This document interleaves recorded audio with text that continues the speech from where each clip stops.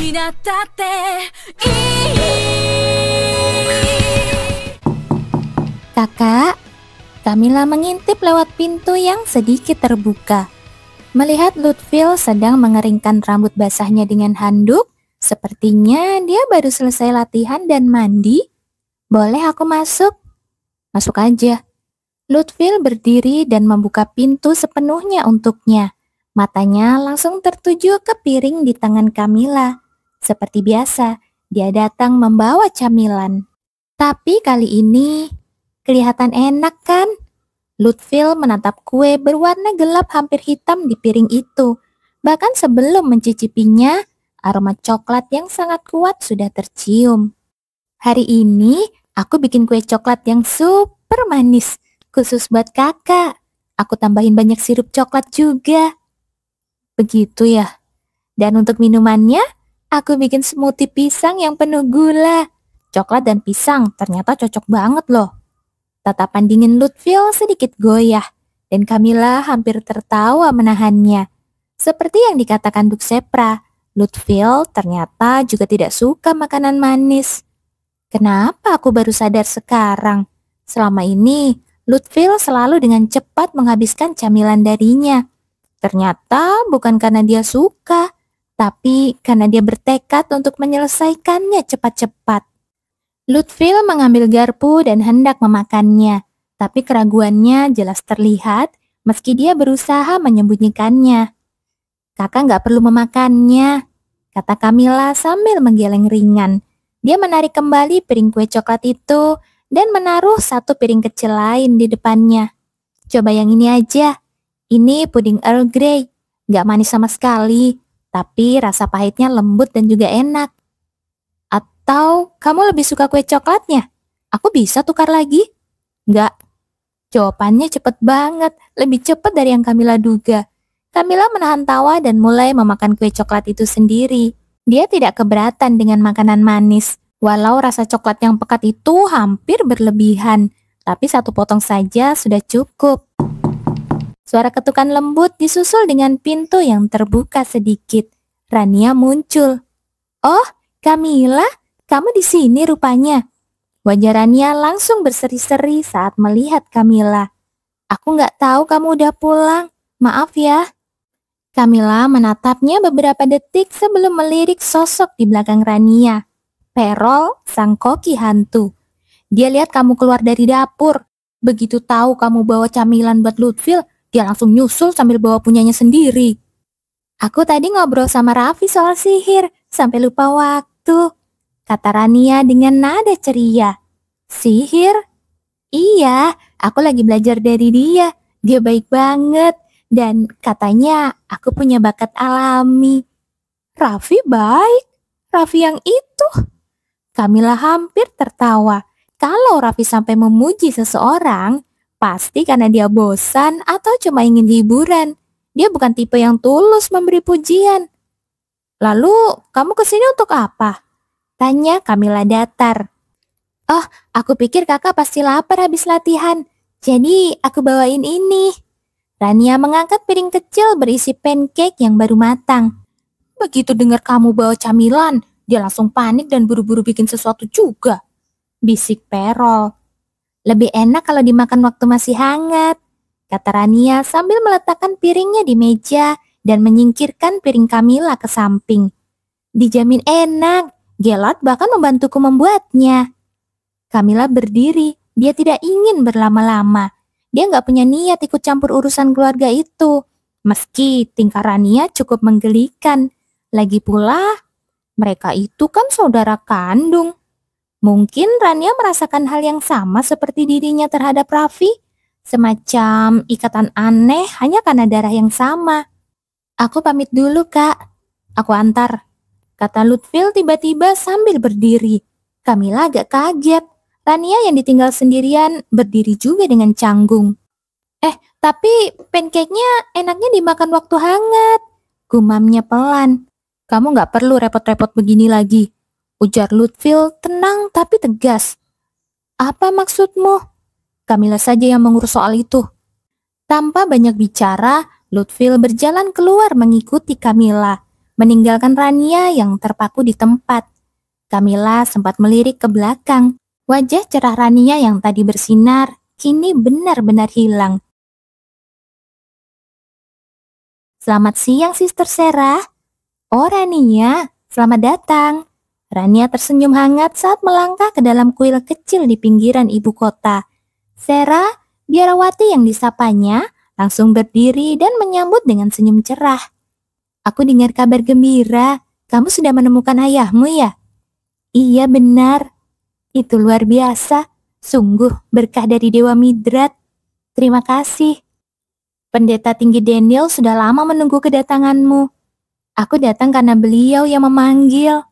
Beliau sangat senang mendengar kamu sudah kembali ke keluargamu. Aku juga, aku merasa sangat bahagia. Kalau begitu, silakan ke sini.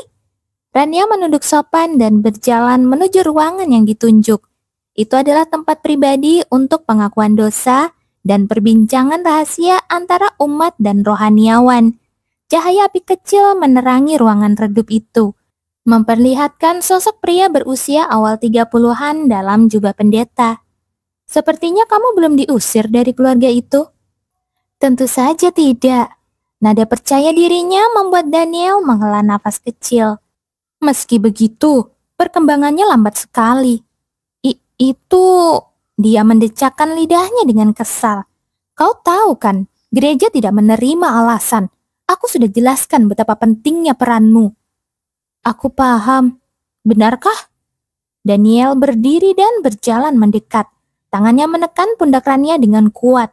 Suaranya menjadi lembut tapi berat. Tubuh ini dipercayakan padamu. Itu bukti kalau gereja menaruh harapan besar. Bahunya sedikit bergetar. Kudengar kamu masih belum benar-benar diterima sebagai putri Duk. Duk Sorpel lebih curiga dari yang kukira. Alasan lagi. Rania buru-buru menundukkan kepala, menutup rapat mulutnya.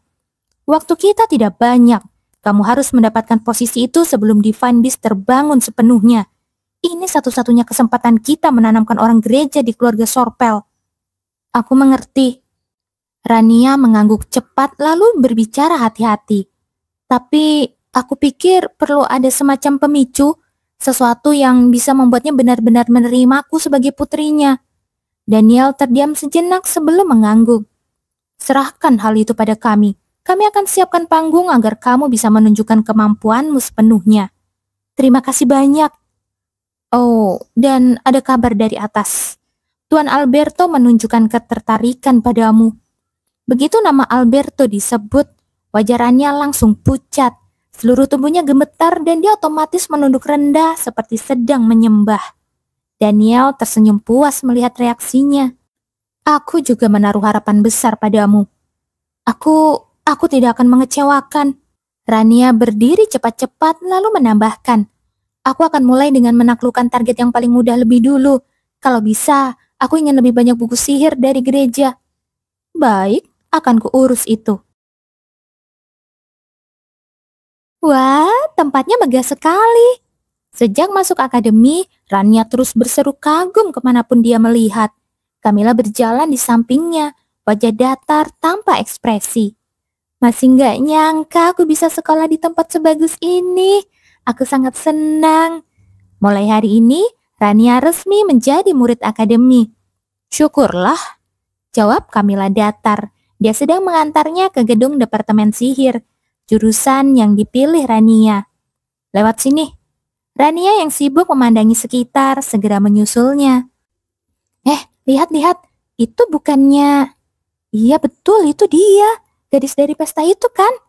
Seperti yang sudah diduga, kehadiran mereka menarik perhatian banyak orang. Banyak murid yang mengenali Rania dari pesta sebelumnya. Banyak banget orang di sini, kata Rania sambil tersenyum cerah khasnya. Senyumnya langsung membuat lebih banyak orang melirik dan berbisik-bisik. Sementara dia menikmati semua sorotan itu. Ini tempatnya, kata Camilla akhirnya saat mereka tiba di depan gedung jurusan sihir. Oh, sampai juga. Semoga sukses. Camilla berbalik hendak pergi. Kamu mau pergi sekarang? Iya, tugasnya sudah selesai. Dia nggak berencana tinggal lebih lama. Kamila, kenapa kamu di sini? Benar juga, Arsian, kamu juga ada di departemen sihir kan? Saat itu Kamila baru menyadari sesuatu. Arsian ternyata bukan hanya anggota departemen ilmu pedang, tapi juga termasuk dalam departemen sihir. Dari yang dia dengar, pria itu bahkan menempati peringkat teratas juga di sana. Pria dengan bakat konyol, seolah-olah para dewa telah memberinya segalanya, kecuali kepribadian yang manusiawi. Kamu datang untuk menemuiku? Tidak. Lalu, kamu datang untuk menemui siapa? Memangnya harus menemui seseorang setiap kali datang ke sini? Kamila menatap Arsian dengan ekspresi tidak percaya, lalu menunjuk ke belakangnya. Aku datang untuk mengantarnya. Halo, aku Rania. Sapa Rania ceria sambil menghampiri.